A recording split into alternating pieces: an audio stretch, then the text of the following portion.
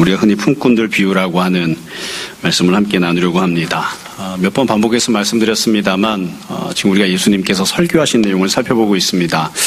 예수님의 설교는 몇 개의 설교가 하나의 덩어리를 이루고 있어요. 그래서 첫 번째 덩어리, 두 번째 덩어리, 세 번째 덩어리 이렇게 설교가 전개가 되는데 지금 읽은 이 20장 1절부터 16절은 마지막 이 세 번째 덩어리에 속합니다. 그 세 번째 설교군 중에서 마지막으로 들어있는 비유의 내용입니다.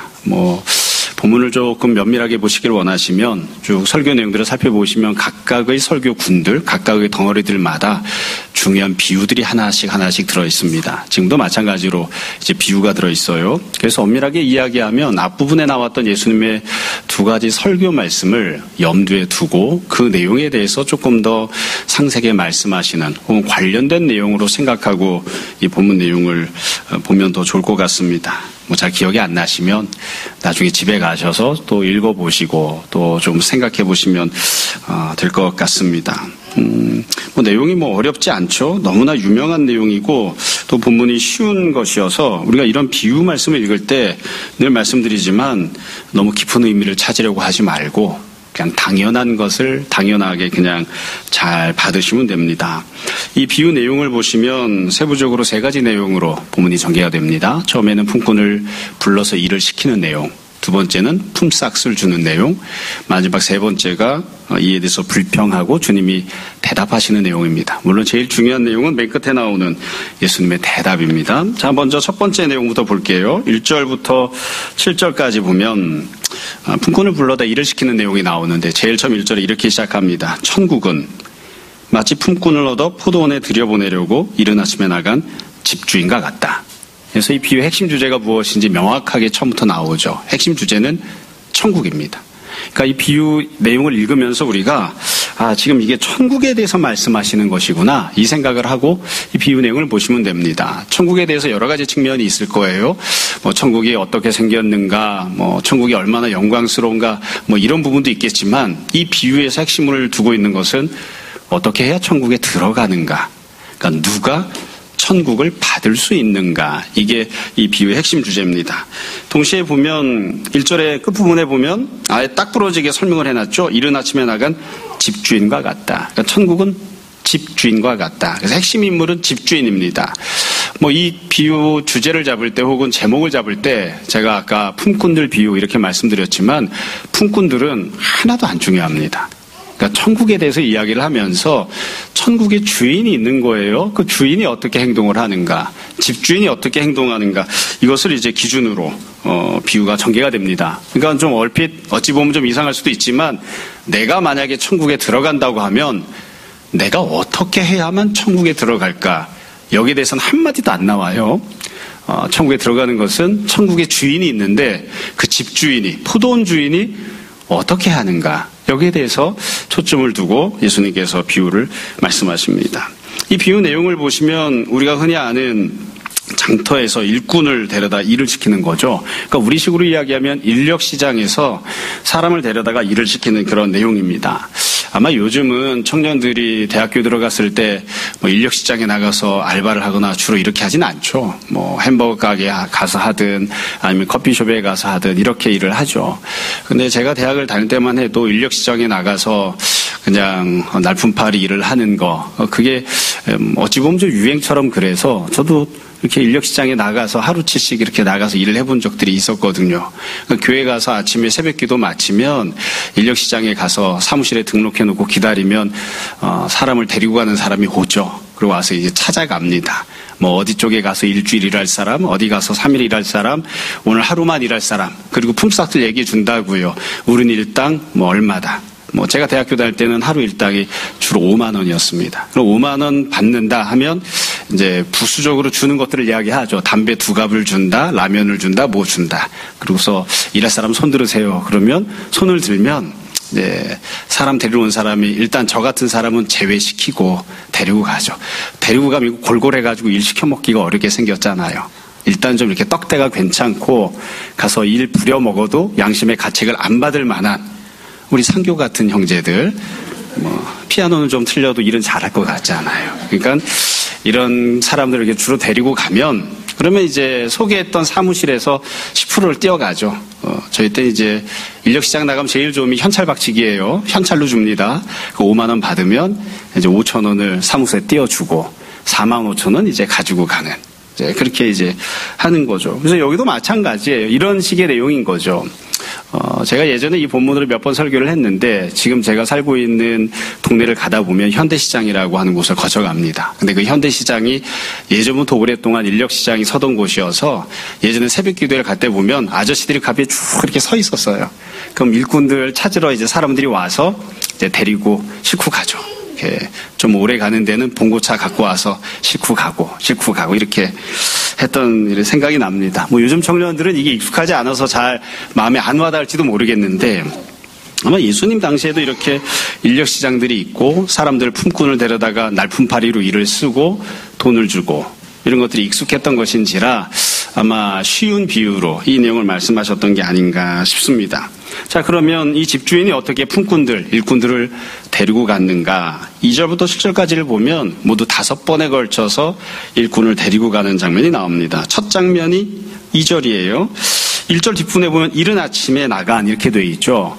여기서 말한 이른 아침은 아마도 새벽 6시인 것 같습니다. 뒤에 보면 사람을 데리고 오는데 계속해서 3시간 간격으로 데리고 오거든요. 그래서 두 번째 데리러 나가면 9시, 12시, 3시, 오후 5시 이렇게 데리러 나갑니다. 그러니까 아마 3시간 간격으로 치면 아침 9시보다 3시간 이전이면 이른 아침이 새벽 6시가 아닐까. 그러니까 새벽 6시쯤 혹은 아침 7시쯤에 사람들을 데리러 가는 거예요. 그래서 주인이 가서 사람을 데리고 옵니다. 2절에 보면 하루에 한 데나리온씩 품꾼들과 약속을 합니다. 그러니까 하루 동안 일을 하면 품삯이 한 데나리온인 거죠. 이거는 많은 금액도 아니고요. 적은 금액도 아닙니다. 그냥 흔히 알려져 있는 대로 그 당시에 노동자가 하루 일하면 받게 되는 품삯인 거예요. 그래서 한 데나리온씩 약속을 해서 사람들을 데리고 자기 포도원으로 가죠. 그리고 일꾼들 이제 일하게끔 일터에다 집어넣어 놓고 일을 시킵니다. 여러분, 그래서 이게 첫 번째 일꾼을 데리고 가는 장면인데 이제 2절까지예요. 이 내용이 이 2절 부분까지가 갖고 있는 아주 중요한 특징이 있습니다.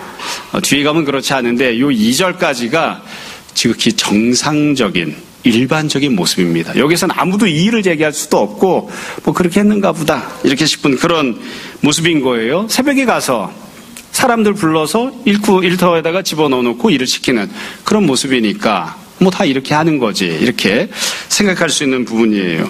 본문에서는 숫자를 기록하고 있지 않지만 아마 이날 포도원에 들어간 일꾼들 중에 이른 아침에 들어갔던 일꾼이 제일 많지 않았을까 싶습니다. 뭐 가령 이 포도원이 얼마나 컸는지 모르지만 만약 한 20명쯤 필요했다 그러면 이 이른 아침 시간에 10명은 데리고 가지 않았을까. 뭐 그날 일해야 될 사람을 이른 아침에 데려가는 건 당연한 것이니까요. 이렇게 해서 첫 번째로 일꾼을 데리고 들어갑니다.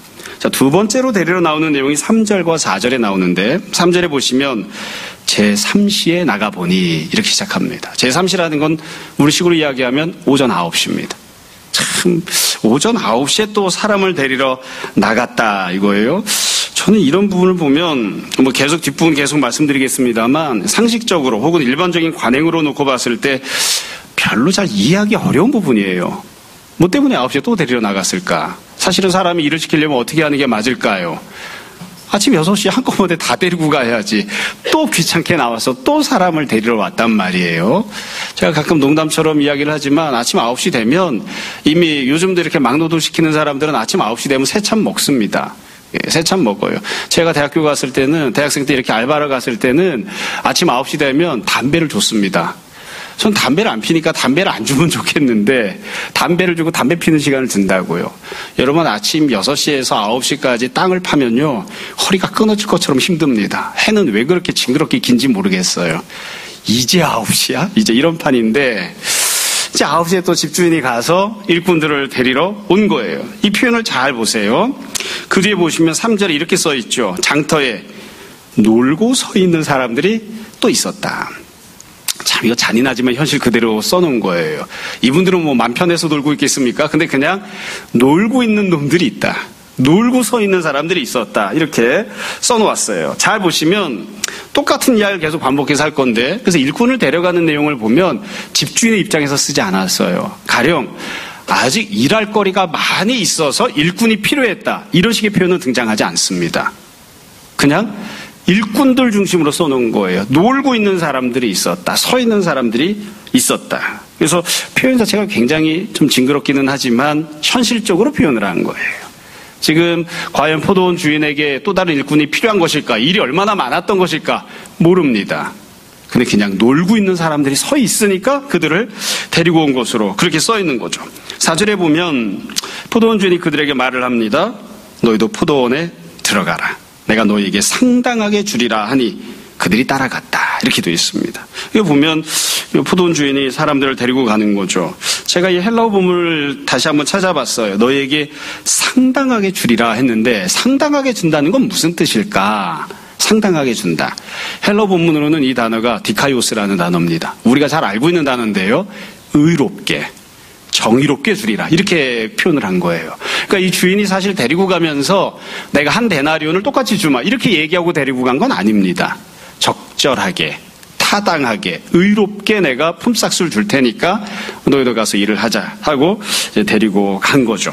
그 뒤에 보면 이제 다시 또 사람을 데리러 가는 내용이 나오죠. 5절에 보면 제6시, 제9시에도 또 나가 그와 같이 했다. 여기는 뭐 상세한 설명이 없어요. 6시라고 하는 건 정오고요.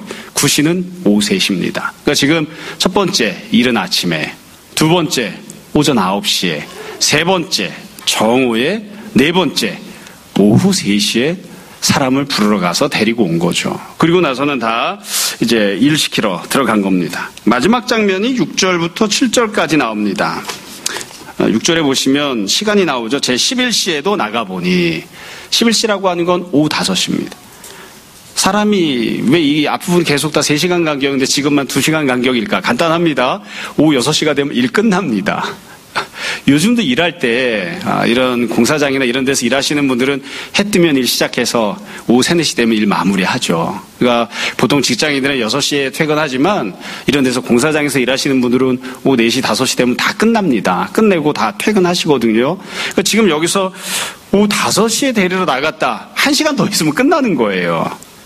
전 이 포도원이 얼마나 가까운 데 있는지 모르겠어요. 5시에 데리고 5시 사람 찾아 나갔잖아요. 데리고 포도원까지 20분 걸렸다 그러면 5시 20분에 포도원 들어온 다음에 30분 일 시키고서 끝나는 거예요.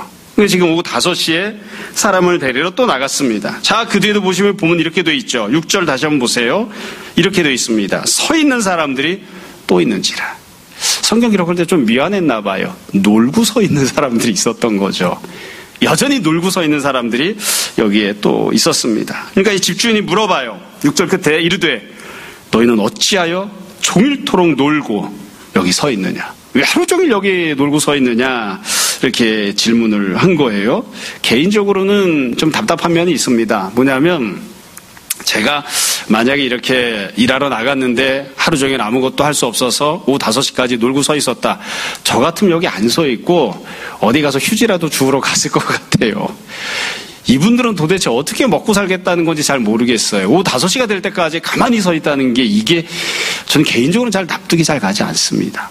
예전에 제가 신학교 다닐 때도 그런 생각 가진 때들이 있었거든요. 이번에 조금 수련하면서 생각을 좀 바꿨는데 신학교 다닐 때 보면 굶는 분들이 있어요. 전도사님들이.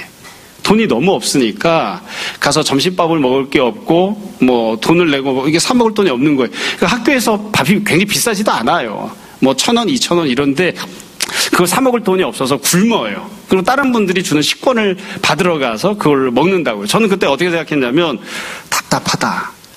가서 하루라도 일하면 돈 5만 원 주는데 그거 가지면 한 달 동안 2,000원짜리 식권 가지고 한 달 동안 점심밥 먹을 수 있는데 왜 굶고 앉아 있을까? 저렇게 게을러 터져가지고 어떻게 사나 이렇게 생각을 했는데 이번에 청년부 수련회 때 한창수 목사님이 오셨는데 그분이 굶으셨다 그러더라고요. 그분이 딴 사람 밥 먹는 거 식권 얻어다 먹었다 이러셔서 나가서 일을 하기 어려운 사람도 있는가 보다. 또 좀 생각이 다를 수도 있지. 또 각각 형편이 있을 수도 있지. 이렇게 생각이 들어요. 여튼 제가 이 말씀을 드린 이유는 뭐냐면 집주인이 나가서 하루 종일 놀고 서 있는 사람한테 긍정적인 의미 혹은 뭐 이렇게 좀 잘 권면하는 그런 뉘앙스로 질문한 건 아닌 것 같아요. 너는 도대체 왜 하루 종일 여기 놀고 서 있니? 나가서 땅이라도 파지, 뭐라도 하지. 뭐 할 일이 없으니까 서 있을 수도 있을 것 같고요. 천성이 게을러서 일을 쓸 수도 있을 것 같아요. 여하튼 이렇게 질문을 하니까 이 사람들이 대답을 하죠. 7절 이르되 우리를 품꾼으로 쓰는 이가 없음이니이다. 저는 개인적으로는 이것도 답답합니다. 책임이 누구에게 있어요? 자기한테 있는 게 아니라 우리를 쓰는 사람이 없어서 우리가 놀고 있는 겁니다. 이따위로 대답을 하고 앉아있잖아요. 지가 나가서 열심히 뭔가 할 생각을 해야 되는데 여기서 뭐가 안 되면 딴 데 가서라도 찾아봐야 되는데 그런 생각은 안 하고 우리를 쓰는 사람이 없어서 그렇습니다. 일정 부분은 나한테 책임이 없다는 식으로 둘러대는 그런 식으로 저는 들려요. 마음에 안 듭니다. 근데 집주인이 어떻게 하느냐. 7절 끝에 보면 이르되 너희도 포도원에 들어가라. 데리고 또 갑니다. 그래서 포도원에 가서 일을 시키는 그런 모습을 우리가 볼 수 있습니다. 이게 지금 포도원에 품꾼을 들이는 장면이에요. 첫 번째 장면인데 여러분 이 장면이 갖고 있는 제일 중요한 특징, 본질은 무엇이냐? 간단합니다. 이건 매우 이상한 장면입니다. 어울리지 않아요. 그래서 이 비유를 지금 우리가 첫 장면 읽었지만 뒷장면 가서도 마찬가지예요. 제목을 이렇게 다루시면 됩니다. 다음 그림 장면에서 이상한 장면을 찾으시오. 이렇게 보시면 됩니다. 너무 이상하잖아요. 자, 입장 바꿔놓고 생각해 봅시다. 우리가 얼마 전에 예배당 리모델링을 하면서 일꾼들을 썼어요. 우리가 비록 사람을 데리고 온 곳은 아니지만 만약에 누군가를 일을 시키기 위해서 데리고 온다 그러면 여러분 어떻게 시키시겠습니까? 어떻게 사람을 데리고 오겠어요? 당연히 오늘 해야 할 일이 얼마큼인지 계산하고 품꾼이 얼마나 필요한지 계산하고 어차피 똑같이 돈 주는 것인데 이른 아침부터 새벽 6시부터 사람을 데리고 와야지. 도대체 어떤 정신머리를 가지고 일을 시키길래 6시에 가서 데리고 오고 9시에도 또 데리고 오고 12시에 또 데리고 오고 3시에 데리고 오고 5시에 데리고 와? 이건 미친 거죠. 이건 말도 안 되는 장면입니다. 그러니까 만약 경제성만 놓고 보면 효율만 놓고 보면 절대로 이렇게 해서는 안 되고 이렇게 하는 건 문제가 많은 거죠. 문제가 많은 거예요. 단도직입적으로 말씀을 드릴게요. 뒷부분에 가면 또 나오겠는데 집주인이 이와 같이 사람을 불러왔으니 망정이지 만약에 내가 청지기에게 가서 품꾼을 데리고 와라 일을 시켰는데 청지기가 이따위로 일을 했다. 잘리겠죠. 그 청지기를 계속 두겠습니까? 품꾼 데리고 와서 일 시켜 먹어야 되는데 일을 시키고 돈 줘야 되는데 아니 이 사람이 청지기가 가서 12시에도 데리고 오고 3시에도 데리고 5시에도 가서 사람을 데리고 온다. 그렇게 계산을 못하고 그렇게 사람을 못 추리면 그 청지기를 뭘 믿고 어떻게 일을 맡기겠어요. 집주인이 가서 사람을 데리고 왔으니 망정이지 청지기가 이렇게 했으면 대번에 잘렸을 거예요. 다시 말씀드려요. 이거 이상한 장면입니다. 사실은 뒤에 가서 말씀드리겠습니다만 그래서 이걸 놓고 보면 왜 집주인이 가서 데리고 왔을까? 청지기 시켰으면 청지기는 이렇게 못했을 거예요. 청지기는 이른 아침 새벽 6시에 데리고 와야 될 사람을 한꺼번에 다 데리고 왔을 거예요. 그게 청지기가 하는 일이니까요. 근데 집주인이 갔기 때문에 이렇게 한 거예요. 집주인은 자기에게 일이 필요하건 필요하지 않건 다른 목적이 있으니까 그러니까 가서 9시도 데리고 오고 12시도 데리고 오는 거죠. 여러분 이게 참 묘한 부분인 것 같아요. 그래서 우리가 이 장면을 놓고 보면 품꾼을 데리고 오는 장면을 놓고 보면 우리가 금방 알 수 있습니다. 이건 일을 시키는 게 목적이 아니에요. 만약에 일을 잘 시키는 게 목적이었으면 이렇게 품꾼을 데리고 오지 않았을 겁니다. 그래서 집주인이 어떤 마음을 갖고 있었는가를 우리가 이 장면에서 이 사건에서 얼핏 간접적이지만 살펴볼 수가 있는 거죠. 다시 말씀드려요. 처음에 제가 이렇게 저렇게 흉을 부는 이야기를 했지만 여러분 여기 오후 3시까지 남아있는 사람, 오후 5시까지 남아있는 사람이 정신이 똑바로 박혀있는 성실한 사람일까요? 잘 모르겠어요. 혹시 아침에 일찍 나왔지만 여러 가지 사정 때문에 선택을 받지 못해서 부득이하게 놀고 있던 사람이라 하더라도 그래도 일을 시켜먹기에는 좀 타당하지 않은 면이 많지 않나. 그러니까 이 집주인이 사람들을 데리고 오는 걸 보면 한 번에 데리고 와야 되는데 그렇게 안 합니다. 저 사람은 그냥 안 데리고 갔으면 좋겠는데 그런 사람도 데리고 옵니다. 심지어 맨 마지막에 1시간도 못 부려먹을 텐데 그 사람도 데리고 온단 말이죠. 그래서 결국 이 사건을 보면 이 포도원 주인이 놀고 있는 사람들에게 어떻게든 일거리를 주려는 마음을 가지고 사람을 데리고 오는 모습인 것을 우리가 알 수 있습니다. 자, 이게 비유가 처음 시작한 장면이에요. 두 번째로 이제 품삯을 주는 내용이 나옵니다. 이 품삯을 주는 내용도 마찬가지여서 도대체 이 장면에서 뭐가 이상한지 찾아보시오. 이렇게 생각하고 보시면 됩니다. 이상한 장면 찾는 게 어렵지도 않아요. 여러분 본문 보시면 8절부터 10절까지가 이제 품삯을 주는 내용인데 8절 이렇게 시작하죠. 저물매. 오후 6시가 됐습니다. 포도원 주인이 청지기에게 이르되, 이때도 주인공이 누구냐면 포도원 주인이에요. 주인이 이번에는 청지기에게 말을 합니다. 청지기도 있는 거예요. 아까 말씀드린 것처럼 청지기를 보내서 일꾼들을 데리고 와도 되는데 그렇게 안 한 데는 나름대로 목적이 있는 것 같아요. 청지기도 있는데 주인이 직접 불러왔으니까요. 자, 청지기에게 말을 합니다. 이렇게 말을 하죠. 품삯을 주는 지침과 기준을 청지기들에게 알려줍니다. 그 기준이 뭐냐면 품꾼들을 불러와라. 그리고 난 다음에 나중 온 자부터 시작하여 먼저 온 자까지 삭슬 주라. 이게 주인이 청지기에게 알려준 기준입니다. 그러니까 지금 청지기는 자기가 판단해서 품삯을 주는 게 아니라 주인이 명령한 데 따라서, 주인이 제시한 기준에 따라서 품삯을 주는 거예요. 근데 주인이 어떤 기준을 제시했냐면, 자, 품꾼들을 불러오는데 나중에 온 사람부터 주어라. 이게 주인이 정해준 기준입니다. 나중에 온 사람부터.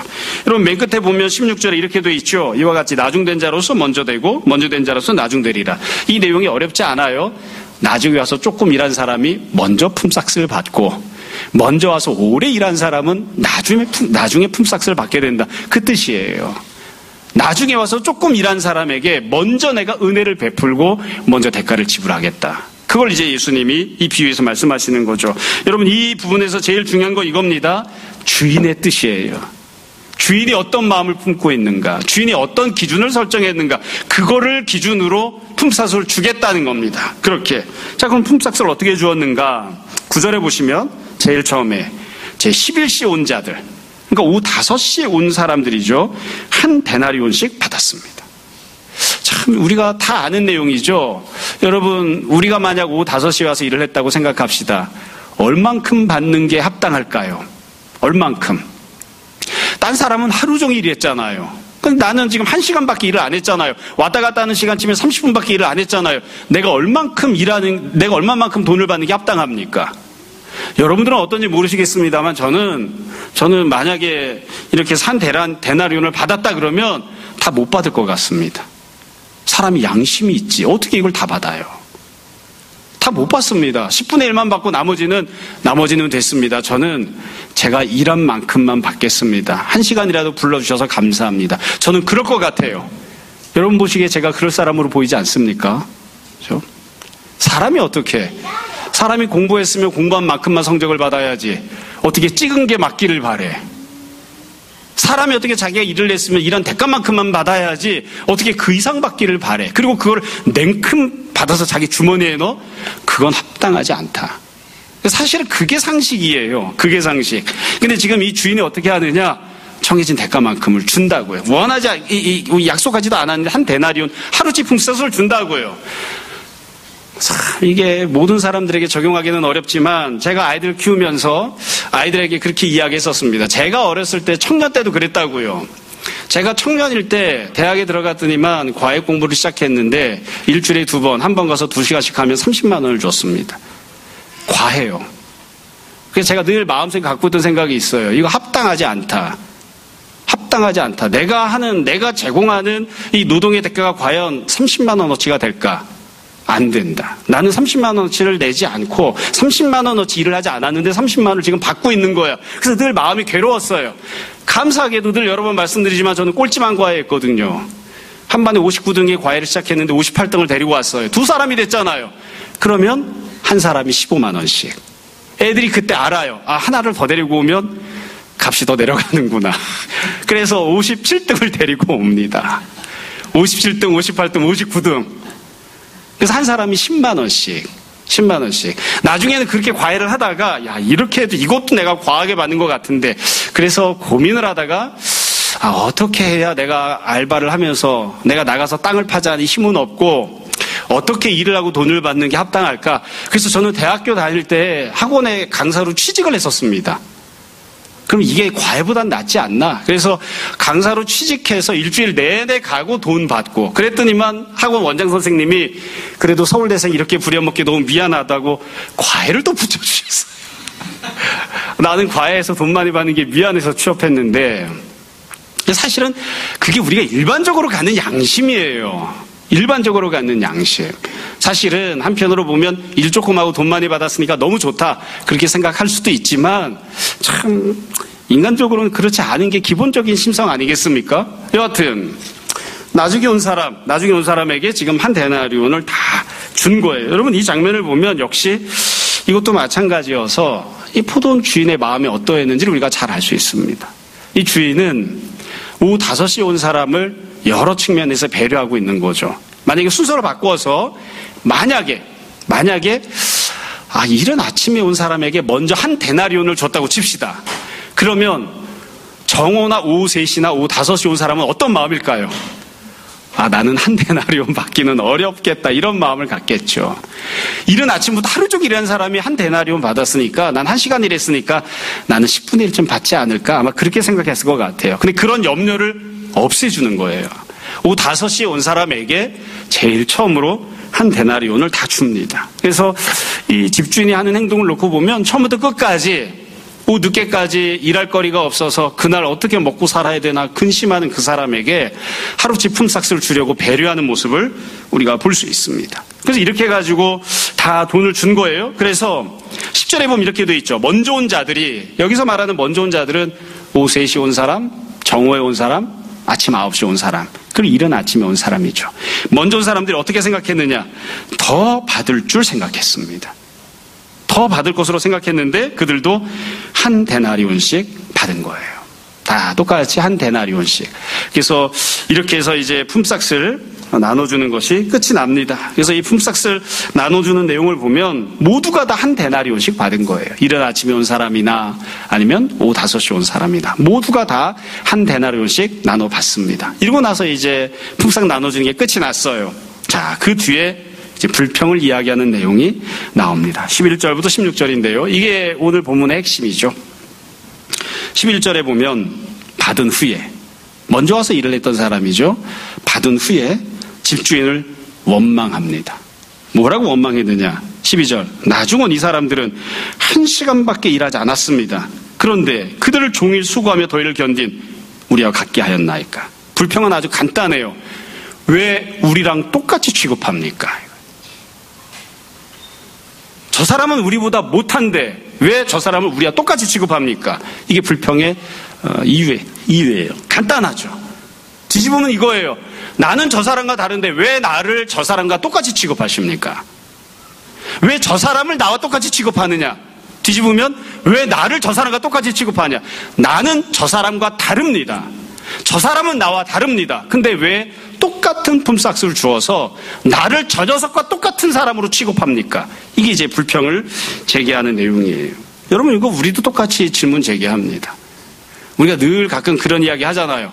예수님 믿고 구원받아서 천국 갈 때에 죽기 직전에 회개하면 천국 갑니까? 맨날 묻잖아요. 죽기 직전에 목에서 톱질하는 소리가 날 때 그때 죽기 직전에 그럭그럭 하는 소리가 나서 이제 임종하려고 할 때 그때 예수님 믿어도 천국 갑니까? 갑니다. 그럼 우리가 그러죠. 평생 죄 짓고 내 멋대로 살다가 죽기 직전에 믿을 걸 괜히 일찍 믿어가지고 왼수 같은 목사님한테 11조도 하면서 잔소리도 들어야 되고 꾸지람도 들어야 되고 나도 지금부터 방탕하게 살고 원하는 대로 살다가 죽기 직전에 회개하렵니다. 그런 마음이 드는 사람이 있어요. 그럼 제가 뭐라고 이야기할까요? 마음대로 하세요. 인생을 그렇게 살고 싶습니까? 개돼지 마냥? 그렇게 살고 싶어요, 인생을? 마음대로 하세요. 죽기 직전에 회개해도 당신은 100% 천국 갑니다. 마음대로 하세요. 우리가 이게 불만이에요. 제가 젊었을 때 처음에 교회를 개척하고 근처에 있는 다른 분을 찾아가서 상담을 한 적이 있습니다. 연세가 있는 분이었는데 아주 유명한 분이었어요. 여러분들은 잘 모르실 수도 있는데 윤종화 총무라고 하는 분이 있었거든요. 근데 이 윤종화 총무님이라고 하는 분이랑 이야기를 하다가 그분이 저에게 이렇게 얘기하시더라고요. 예수님 믿고서도 삶을 엉망진창으로 사는 사람들이 많이 있다. 만약 온전하게 살지 않고 거룩하게 살지 않았는데 그런 사람조차도 구원받는다고 한다면 그게 천국이라면 나는 그런 천국은 안 가겠다. 그러시더라고요. 그래서 제가 그랬다고요. 저는 그런 천국이라도 가겠습니다. 지가 뭔데 하나님께서 은혜를 주셔서 죄 지은 사람 구원해서 천국 들어가게 하시는 것을, 난 그런 종류의 사람이 가는 곳이 천국이라면 난 그런 천국은 안 가겠다? 말은 그럴듯해 보이지만 자기가 하나님 머리 꼭대기에 앉아서 좌지우지하겠다는 거잖아요. 우리가 다 그런 불만이 있어요. 나는 성실하게 살고 도덕적으로 살고 온전하게 살았고 저 사람은 개떡같이 살았는데, 개떡같이 산 사람도 천국에 들어간다면 불공평하지 않습니까? 나는 그런 천국은 안 가고 싶어요. 만약 천국에 가야 한다면 그 사람과 나는 다른 곳에 있었으면 좋겠습니다. 그런 불만을 제기할 때가 있다고요. 여러분 그런 생각을 해보신 적이 없습니까? 결국 이런 불만이 생긴 가장 근본적인 이유는 비교하기 때문이에요. 저 사람과 나를 비교해서 저 사람은 나쁜 놈, 나는 괜찮은 놈. 근데 왜 저 사람이 은혜를 받지? 내가 왜 저 사람과 똑같은 취급을 받아야 되지? 그래서 비교를 하는 거예요. 나는 괜찮은 사람이니까 나에게 더 좋은 대우를 해줬으면 좋겠는데 왜 그렇게 안 하는 거지? 이 비교에는 근본적으로 근육이 깔려 있는 거죠. 나보다 나쁜 놈이 나보다 잘 되거나 나와 똑같은 대우를 받는 걸 못 참는 거예요. 사실은 나보다 훌륭한 사람이 나보다 더 좋은 대우를 받는 것에 대해서는 우리가 잘 비교하려고 하지 않습니다. 몇 번 제가 농담처럼 말씀드렸지만 제가 신학교를 다니다 보면 제가 보기에도 훌륭한 전도사님들, 훌륭한 목사님들이 있어요. 특별히 아버지가 목회를 하셨는데, 그러니까 목사의 자녀인데 신학교에 와서 또 이어서 목사를 하는 사람들이 있어요. 딱 두 부류예요. 아주 개떡 같은 놈이거나 아니면 야, 목사 아들은 정말 다르네. 내가 저 사람보다 좋은 대학을 나오고 저 사람보다 열심히 있지만 저 사람이 갖고 있는 어떤 그 무언가를 내가 따라가기가 어렵네. 그런 분들이 있어요. 감히 함부로 할 수 없는 그런 분들이 있어요. 좀 참고로 우리 상교도 목사님 아들입니다. 어떤 부류일까? 저는 그래서 목회하신 분의 자녀들이 목회하면서 건강하고 평탄하게 그리고 나름대로 인정받고 존경받는 목회하는 걸 별로 시기하지 않습니다. 제가 개인적으로 이해할 땐 그렇게 이야기해요. 그런 분들이 잘 됐으면 좋겠습니다. 왜냐하면 제가 제 아버지 어머니께 욕을 하는 게 아니에요. 우리 아버지는 저를 위해서 평생 한 번도 새벽 기도를 하신 적이 없어요.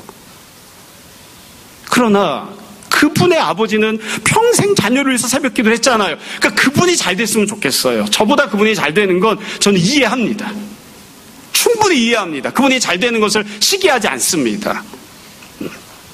그래서 마음의 소망을 갖는 거예요. 이 비유식으로 이야기하면 그런 거죠. 나는 아침 9시부터 나와서 일을 했다면 저분은 아버지 때부터 시작해서 전날 이른 새벽부터 나와서 뼈 빠지게 일한 사람이니까 저 사람은 잘 됐으면 좋겠다. 난 그거는 이의가 없어요. 근데 우리가 늘 이의를 품는 건 나보다 일도 안 했는데, 나보다 못 됐는데, 나보다 나쁜 놈인데 왜 저 자식이 나랑 똑같은 은혜를 받는 거지? 여기에 대해서 우리가 이의를 가질 때들이 참 많이 있다고요.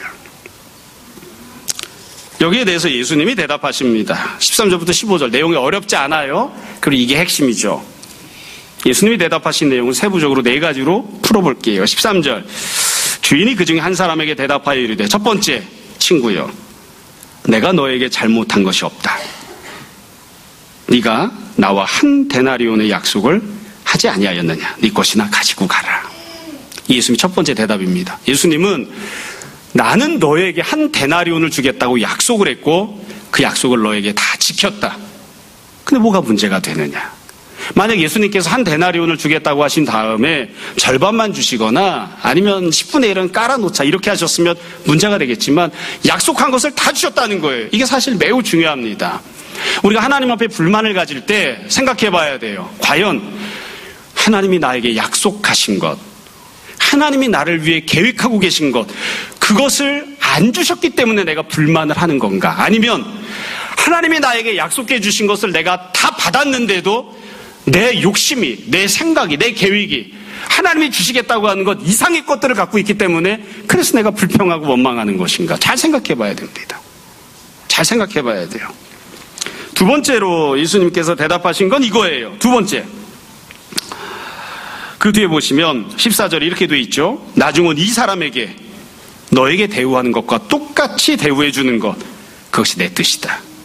그러니까 예수님이 무엇이 주님의 뜻인지 말씀하세요. 네가 보기에 자격이 없어 보이는 그 사람에게 네가 받은 은혜와 똑같은 은혜를 내가 베풀어 주는 것, 그게 나의 뜻이다. 이게 예수님이 두 번째 말씀하신 대답이에요. 그 다음에 세 번째는 이거예요. 15절 내 것을 가지고 내 뜻대로 할 것이 아니냐. 내가 너한테 네 재산을 팔아서 도와줘라 이렇게 얘기하는 게 아니잖아. 내 것을 내가 축인하더라도 그 사람에게 주겠다고 하는 것 아니냐. 내 것을 내 소유를 내가 그 사람에게 주겠다고 하는데 그게 무슨 문제가 되느냐. 그리고 마지막 네 번째로 나는 선하다. 근데 왜 네가 나를 악하다고 하느냐. 이게 예수님이 하신 대답이에요. 어렵지 않죠? 그러니까 사실 이 예수님이 하셨던 대답을 놓고 보면 이 품꾼이 어떻게 대답해야 했는지를 우리가 알 수 있어요. 품꾼은 이렇게 말했어야 됩니다.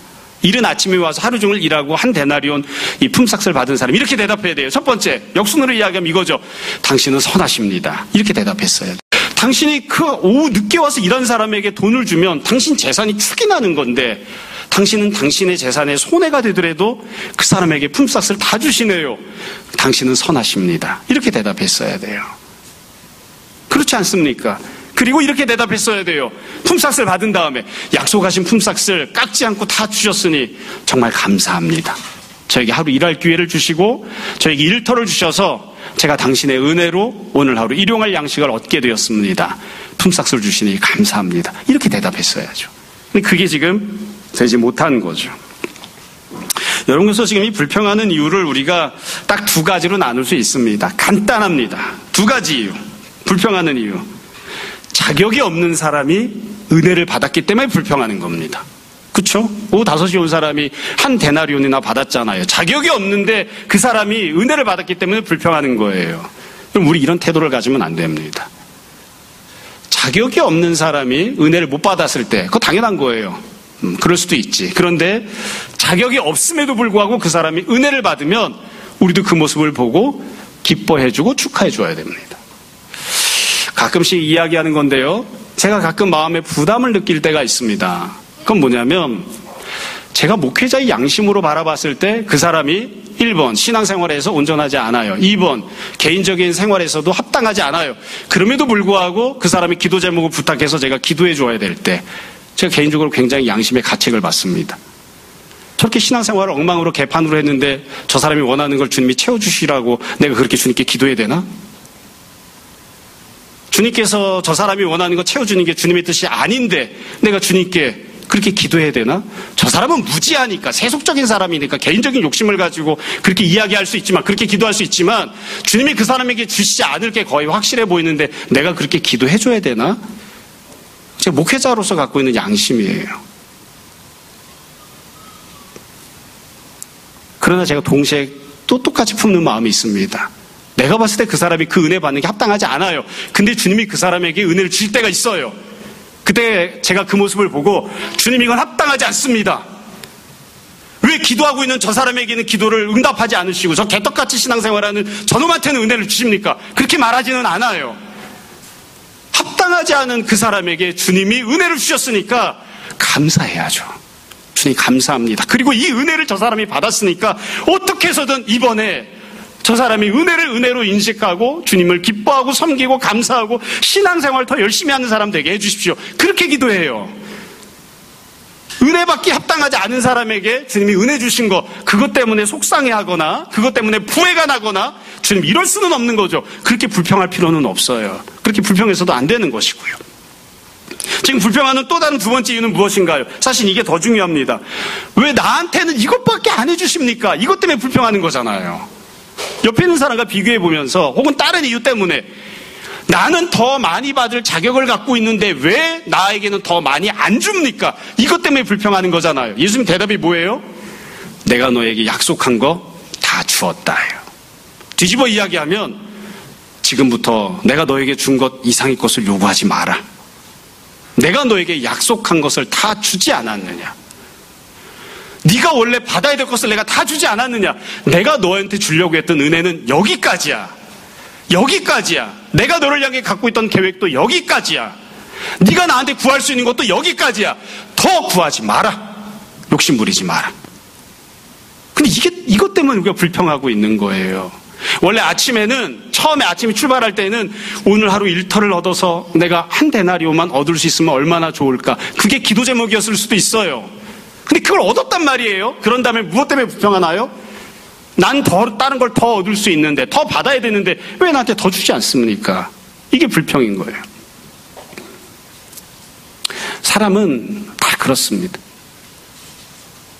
농담처럼 이야기하지만 아이가 병원에 입원해서 죽을 지경이 됐어요. 제가 그랬단 말이에요. 죽을 지경이 되었을 때는 엄마가 어떻게 기도하나요? 살려만 주십시오. 우리 아이 건강하게 크기만 해주십시오. 이렇게 기도해요. 아이가 밖에 나왔어요. 건강하게 뛰어다니죠. 그럼 뭐라고 기도하나요? 공부를 못할 것 같으면 가서 죽는 게 나아.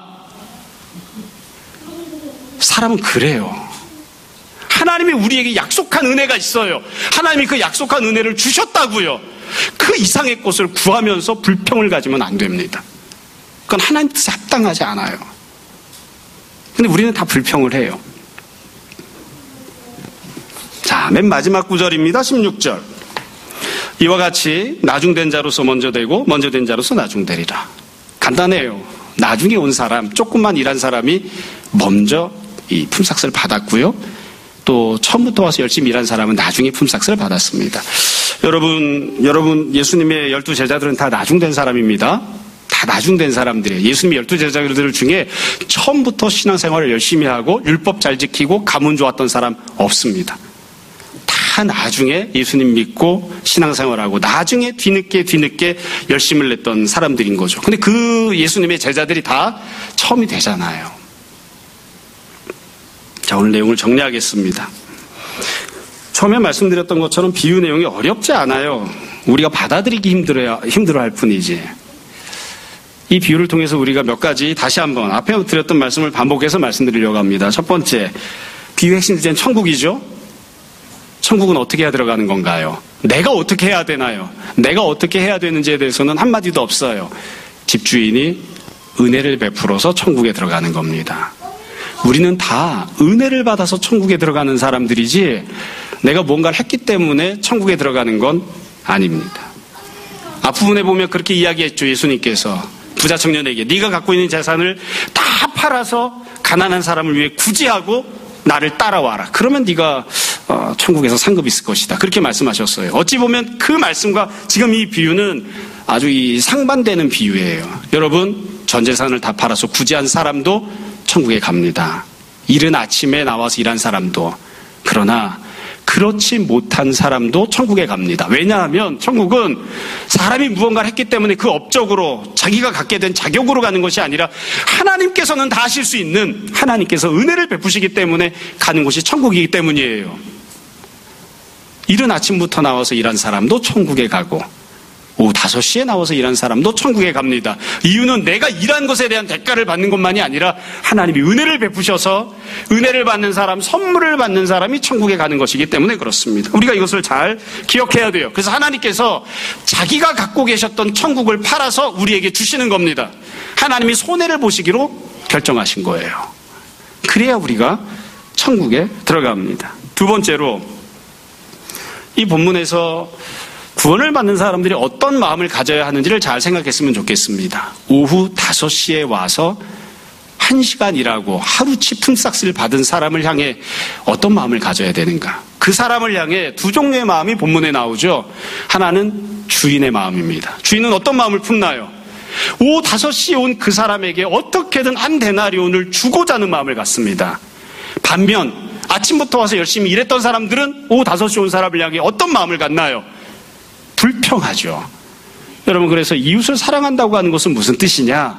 이웃을 사랑한다고 하는 것.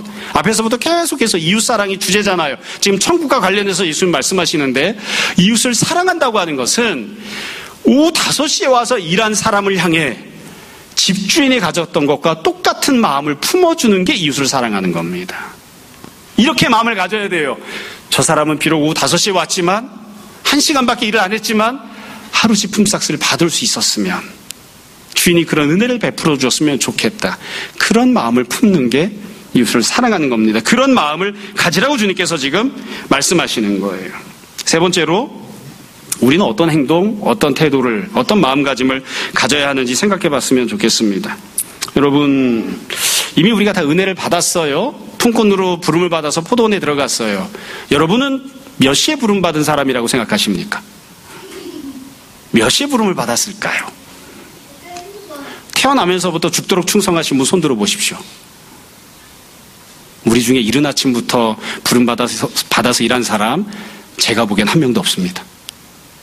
저는 중학교 3학년 때 목사가 되겠다고 생각을 했었거든요.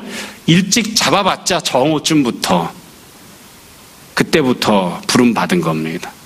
몇 시에 부름 받았는지는 사실 중요하지 않아요.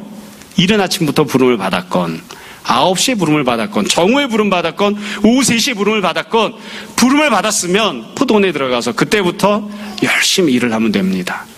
그때부터 충성하면 됩니다. 그리고 내가 뒤늦게 부름받은 사람이라고 하는 사실을 항상 인식하고 주인 노릇하려고 하거나 교만한 마음으로 행동하려 하거나 옆에 있는 사람과 비교하려고 하는 그런 마음을 결코 가져서는 안 됩니다. 내가 늦게 부름받은 사람이란 것을 늘 생각해야 됩니다. 마지막으로 얼핏 보면 주제가 좀 바뀌는 것처럼 보여요. 지난주까지 나누었던 예수님이 설교하셨던 핵심 주제는 이웃사랑인데 지금 보면 핵심 주제는 뭐죠? 하나님 사랑입니다. 하나님께서 은혜를 베푸시는 게 주제예요. 그러면 지금 핵심 주제가 바뀐 건가요? 이웃사랑으로부터 하나님의 은혜로 바뀐 건가요? 아니에요. 이 두 개가 깊은 상관성을 갖고 있기 때문에 예수님이 이렇게 설교하신 거예요. 우리가 왜 이웃을 사랑해야 되는 거죠? 하나님께서 은혜를 베푸셨기 때문입니다.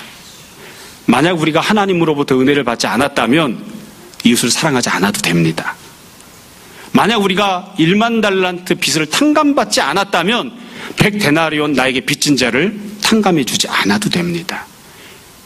칼빈이 그래서 기독교 강요에서 그렇게 쓰잖아요. 십계명을 해석하면서 제5계명 하나님을 사랑하기 때문에 하나님으로부터 은혜를 받았기 때문에 내가 5계명을 지킨다. 하나님이 나를 사랑하시고 내 죄를 용서하셨기 때문에 은혜를 받은 자이기 때문에 그래서 내가 6계명을 지킨다. 이웃을 사랑한다. 그렇게 설명해요. 그래서 내가 왜 이웃을 사랑해야 됩니까? 그러면 그 사람은 나를 사랑한 적이 없어요. 내가 그 사람에게 선대해줘도 그 사람이 나를 알아주지도 않을 거예요. 그러나 하나님께서 나를 사랑하셨기 때문에 하나님의 은혜를 베푸셨기 때문에 하나님 앞에 나를 세워두고 내가 이웃을 사랑하고 섬기려 하는 것입니다. 이것을 언제나 잘 기억했으면 좋겠습니다. 여러분, 참 이게 순종하기는 참 쉽지 않습니다. 늘 비교하는 마음을 내려놓고 저 사람은 나보다 못한데 왜 은혜를 받습니까? 이런 마음이 아니라 주님, 저 사람이 비록 부족하지만 오후 5시에 부름받은 사람이지만 고작 해봤자 1시간밖에 일을 안 했지만 할 수만 있다면 제가 받은 은혜를 저 사람도 똑같이 받아 누리게 해주십시오. 제가 받은 것보다 더 큰 은혜도 받아 누리게 해주십시오. 우리가 그렇게 기도하고 또 그런 마음을 가질 수 있었으면 좋겠습니다. 우리가 날마다 주님의 크신 사랑과 은혜를 의지하고 사는 사람, 내가 지금 누리며 살아가는 것에 만족하고 주께서 약속하신 대로 채워주셨노라 감사하는 사람, 그리고 내 옆에 있는 사람, 오후 5시에 부름받은 사람을 향해 집주인과 똑같은 마음으로 바라보는 그런 사람들이 되었으면 합니다. 주님께서 우리에게 이와 같은 귀한 마음 허락해 주시기를 주님 이름으로 축원합니다. 잠시 기도하겠습니다. 오늘 말씀을 정돈해 보십시오. 지금 우리 함께 회개와 결단의 기도합시다. 기도하겠습니다.